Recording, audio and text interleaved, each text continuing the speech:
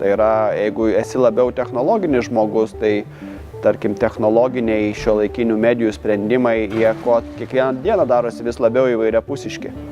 Tai yra ne tik popierinė knyga, tai yra elektroninė knyga, tai yra elektroninės knygos reklama ir marketingas visoje pasaulinėje erdvėje ir tarkim gilintis į tuos dalykus ir būti geru tos srities specialistu, tai būtų puiku tokių specialistų turėti. Perspektyvų įvairių, man atrodo, su kalbos redagavimu, vertimu, tekstų kūrimu, taip pat populiarėjanti tokia specialybė, tai gal dar ne visiškai aiški, yra blogerių, kurie blogus rašo įvairiom tematikom.